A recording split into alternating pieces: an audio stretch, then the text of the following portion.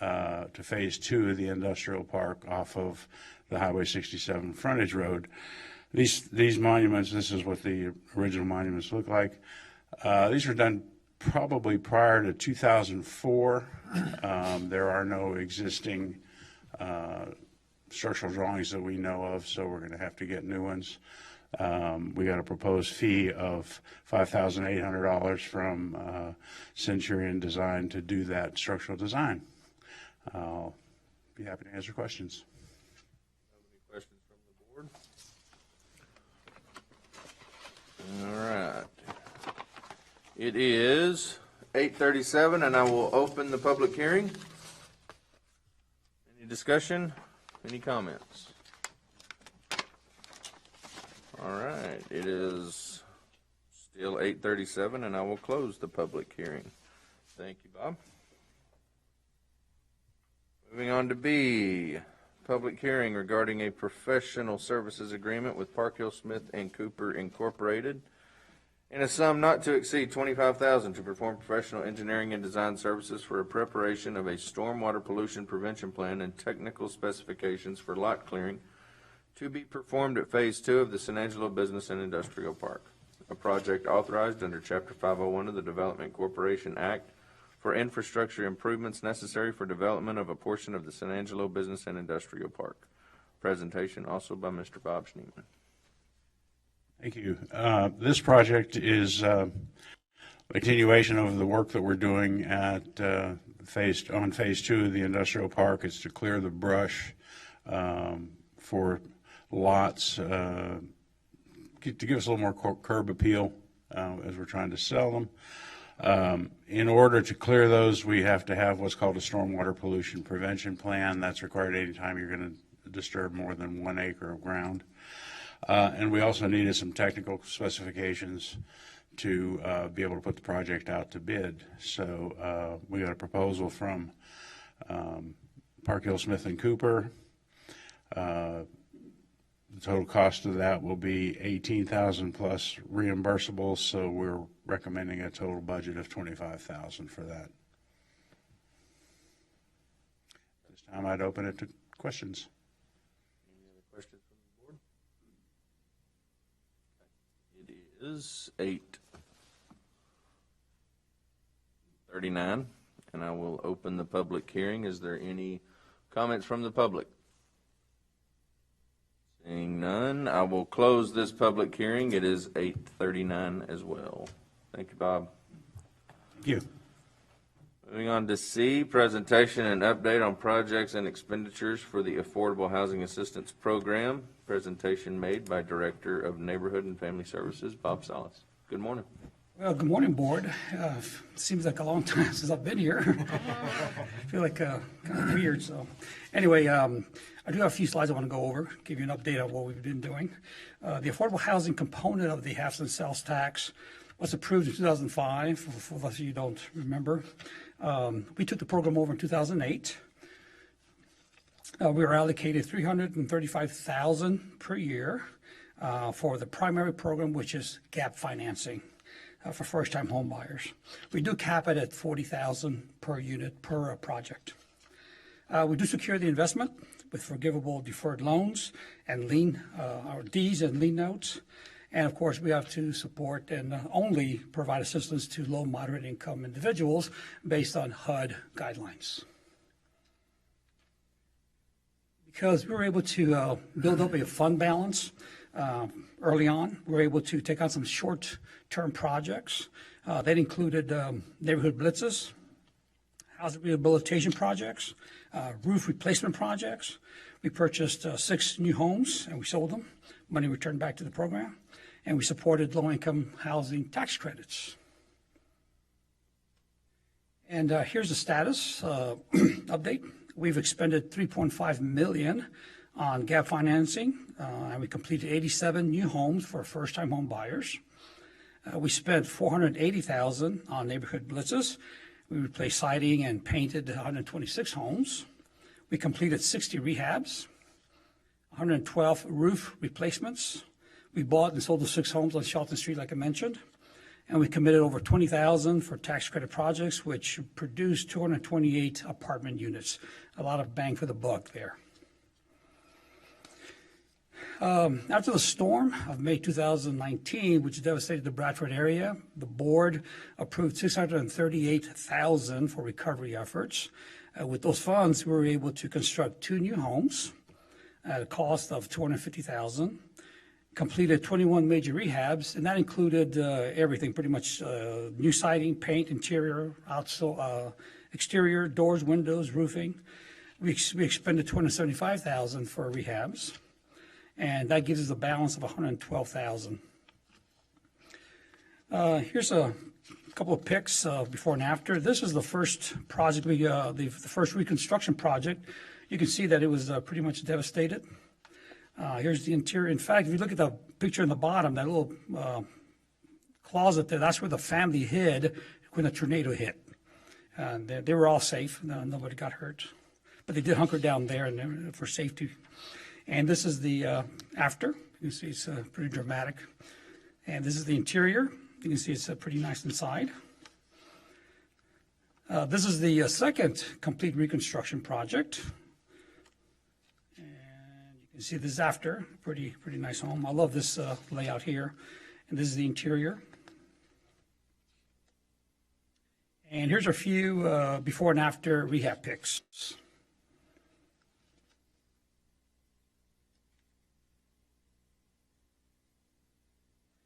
Anyway, just to give you an idea of some of the things we did over there in Bradford. Like I said earlier, it did leave us with $112,000 in balance. So, but we completed all the projects already, which means that the balance can revert back to the program, or if the board considers, we can allocate the balance to other community needs, such as homeless assistance and emergency home repairs. Winter Storm Uri kind of took a toll on us. It exhausted pretty much all our funds for homeless emergency sheltering, and it took all our money for emergency housing repairs as well. So if the board is interested, we can allocate those funds into these 2 areas, and I'd like to open it up to discussion at this point if you're interested. Otherwise, if we do nothing, the money goes back to the gap financing program. This would be your recommendation? It is. This is our recommendation. The homelessness issue is a big one. We ran out of money this year. Storm Uri, we housed dozens of homeless folks from the storm, and we didn't lose anyone, unlike some other cities did lose some few folks. We did have one individual who was hunkered down. A lady was hunkered down somewhere at night, and it was going to be one of those freezing nights, and PD was able to pick her up and took her to the hotel and pretty much saved her life, I think. So anyway, important stuff, and I'm wondering if the board would be interested in considering this. Any questions, concerns from the board?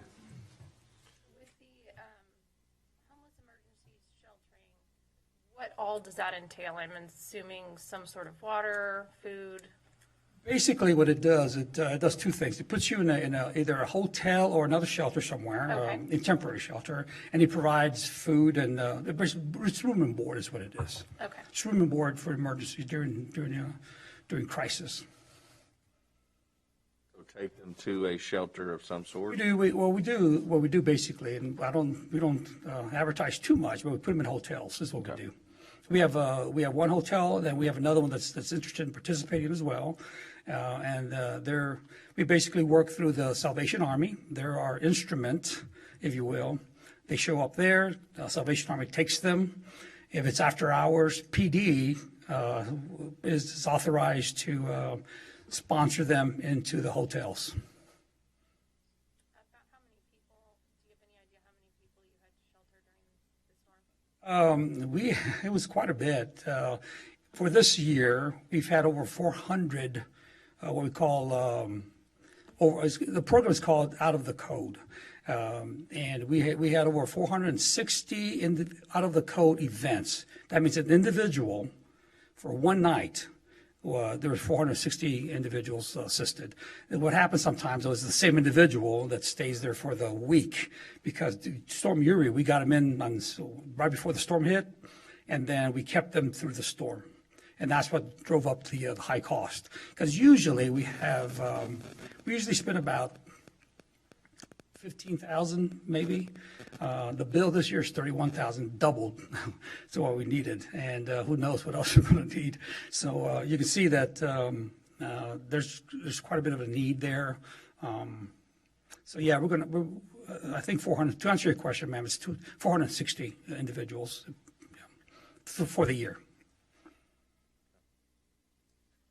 I have a question for you, Bob. Yeah, go ahead. I'm sorry. You used to use neighborhood volunteers on the rehab projects, mainly for painting of the structures. Does that program still exist? And if so, when will the next phase be conducted? It does exist. The last couple of years, we've done nothing but contractors. We didn't use volunteers. This year, we used the Bradford funds, and then we used our CDBG funds to increase the area in the Bradford area. So that was our target neighborhood this year. Next year, we're going to Blackshear to kind of complete that area. I think we're pretty close to finishing a lot of those homes there. So the answer is yes, sir. We do have the program, and it's still active, and we'll, I think, next April, not this coming April, but next year, we will reactivate it with volunteers. Now, in the Blackshear neighborhood, how much needs to be done? I know it's been pretty extensive work in the past, but what is left to do in that area? We work with a group that's on the ground for us. They reconnoiter, if you will, and it gives an assessment of what's out there.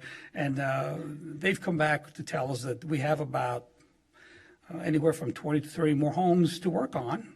And I think we can pretty much capture at least that one section of the Blackshear that's on the west end of Bryan Boulevard. And we do that every 14th and 29th and on that side, on the west side of that.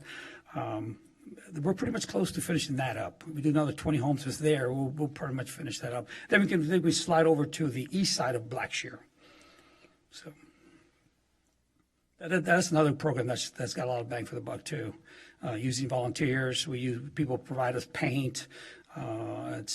We just provide funding for our contractors to go out there and do the siding.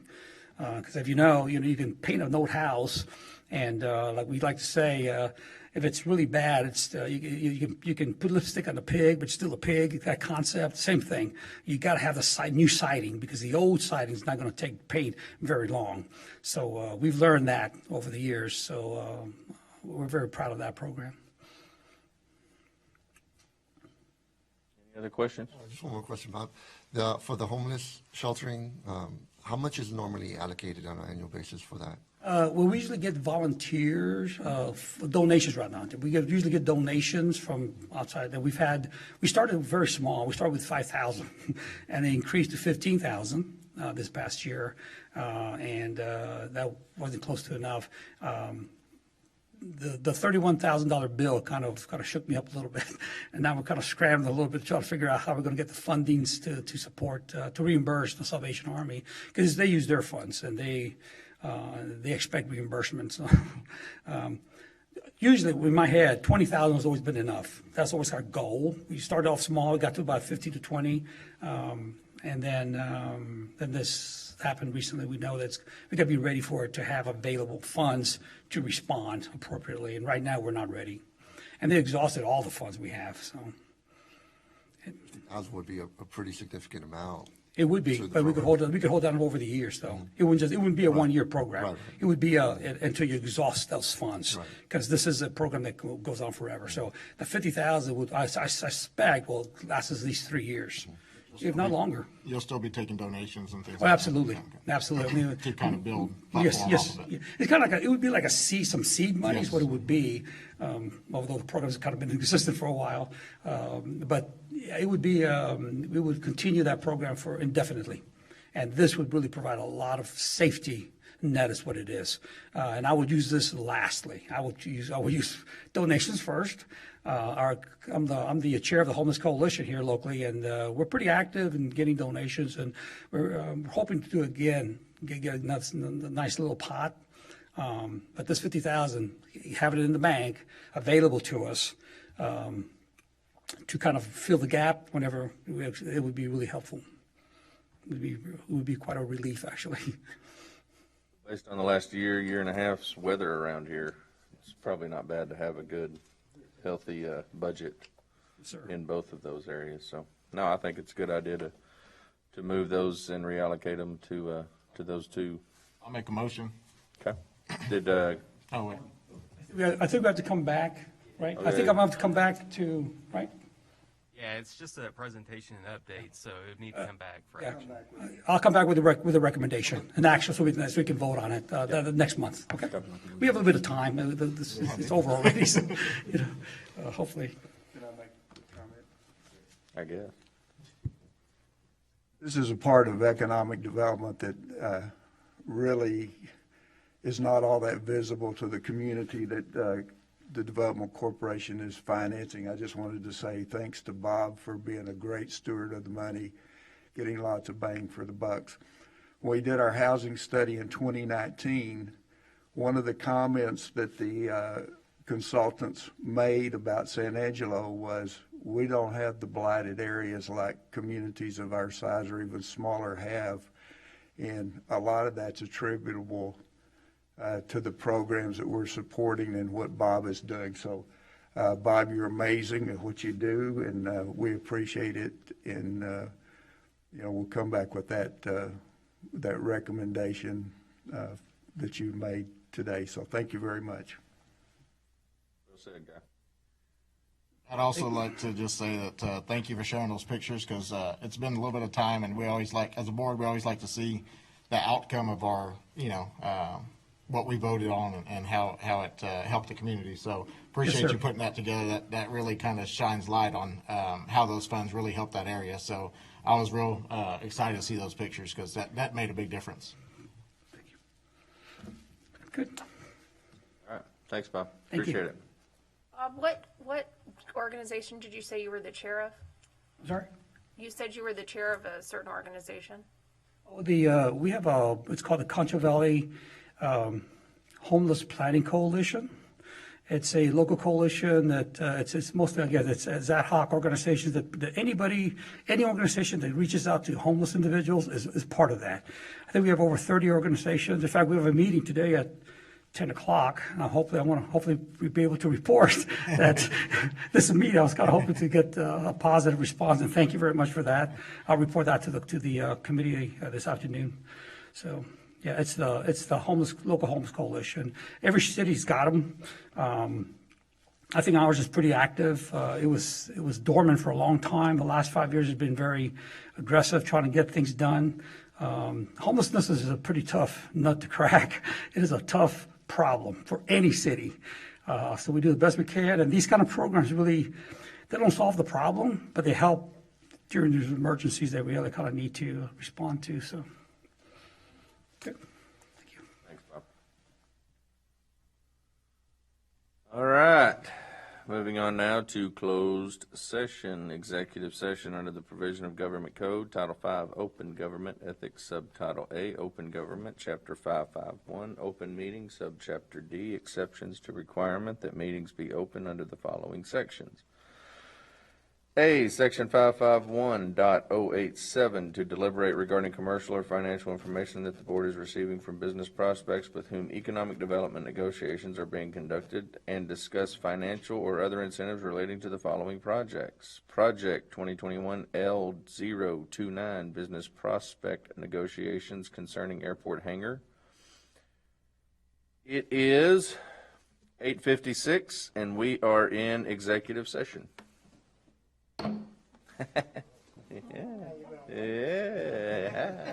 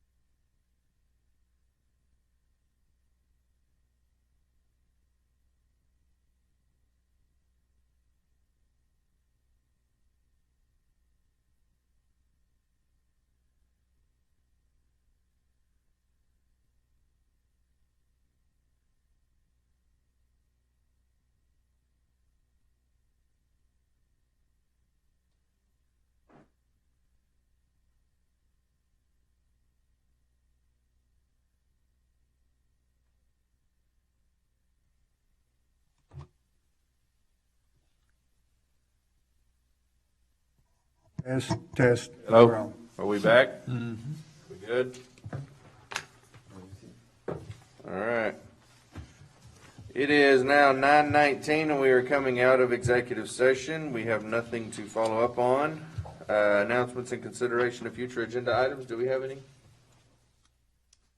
Seeing none, I would entertain a motion for adjournment. So move. Any further discussion?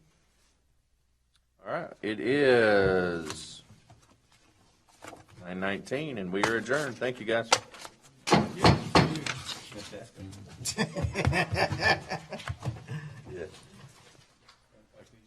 don't think.